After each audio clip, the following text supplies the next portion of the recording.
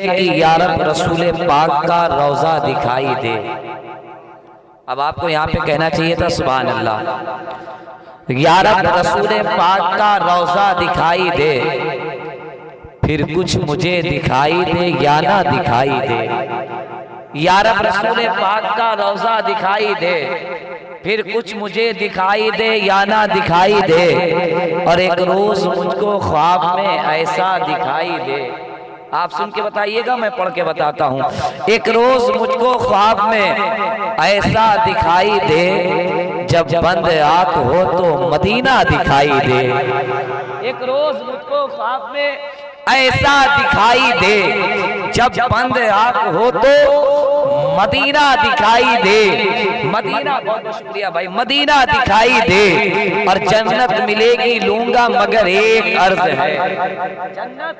جنت ملے گی لوں گا مگر ایک عرض ہے، کہ جنت میں بھی حضور کا جلوہ دکھائی دے۔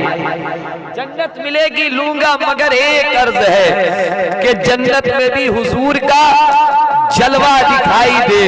اب ایک بڑا سا شعر سنیے کہ حمد خدا ہو نعت محمد کے ساتھ گھر۔ قاری صاحب دیکھئے گا، حمد خدا ہو نعت محمد کے ساتھ گھر، حمد خدا ہو نعت محمد کے ساتھ گھر، تو کعبے کے ساتھ گنبد خضرا دکھائی دے۔ حمد خدا ہو نعت محمد کے ساتھ گھر، تو کعبے کے ساتھ گنبد خضرا دکھائی دے۔ کعبے کے ساتھ گنبد خضرا دکھائی دے۔ اور اس نعت پاک کا آخری شعر وہ یہ ہے کہ یا رب میری بھی قبر ہو ایسی زمین پر۔ ہر شخص کو مرنا ہے۔ اللہ قرآن میں فرماتا ہے کل نفس ذائقۃ الموت، موت کا مزہ ہر نفس کو چکھنا ہے جس میں جان ہے، اور ہر آدمی کو اپنی موت کی تیاری کرنا چاہیے۔ اسی لئے کہا گیا کہ اللہ تبارک و تعالیٰ نے جتنی زندگی دیا ہے اس زندگی کو سجدے میں گزار دیجئے۔ سمجھ رہے ہیں، مسجد سے جب صدا آ جائے حی علی الصلاۃ حی علی الفلاح کی، پھر سارے کاموں کو چھوڑ دیجئے، چاہے جتنا امپورٹنٹ کام ہو اس کو چھوڑ دیجئے، مسجد کی طرف جائیے، رب کے حضور سجدہ کیجئے، اپنے گناہوں سے معافی مانگیں، اپنے گناہوں میں معافی کے لیے رب کے حضور عریضہ پیش کریں۔ سمجھ رہے ہیں، ماں باپ کو راضی کریں، اپنے بڑوں کی عزت کریں، چھوٹوں کی تعظیم کریں، چھوٹوں پہ شفقت کریں۔ جب یہ سارے چیزیں ہوتی ہیں نا تو اللہ تبارک و تعالیٰ چہرے پہ مسکراہٹ دے دیتا ہے، زندگی خوشحال ہونے لگتی ہے، زندگی اچھی ہونے لگتی ہے۔ جہاں پر یہ ساری چیزیں ہو جاتی ہیں اچھا ماحول نظر آنے لگتا ہے۔ تو عاشق کہتا ہے کہ یا رب رسول پاک کا روضہ دکھائی دے، پھر کچھ مجھے دکھائی دے یا نہ دکھائی دے۔ ایک روز مجھ کو خواب میں ایسا دکھائی دے، جب بند آنکھ ہو تو مدینہ دکھائی دے۔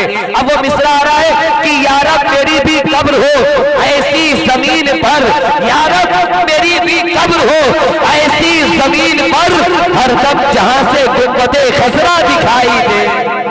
یا رب میری بھی قبر ہو ایسی زمین پر، ہر دم جہاں سے گنبد خضرا دکھائی دے، ہر دم جہاں سے گنبد خضرا دکھائی دے، ہر دم جہاں سے گنبد خضرا دکھائی دے۔ آئیے انہی اشعار کے ساتھ چاہوں گا بھائی محترم میراث صاحب سے کہ وہ تشریف لائیں، نبی کے نام کے 2 یا 3 شعر آپ محبت کے ساتھ ان سے سماعت کر لیں۔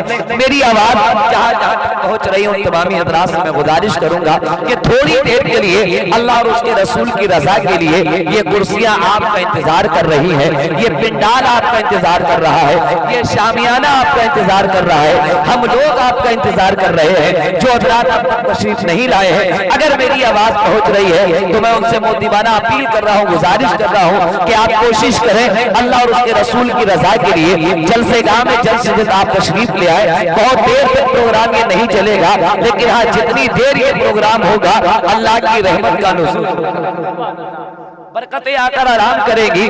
اس لیے میں چاہوں گا اہل محلہ سے میری آواز اگر آپ سن رہے ہیں تو آپ کوشش کریں جلسے میں جلد سے جلد تشریف لانے کی۔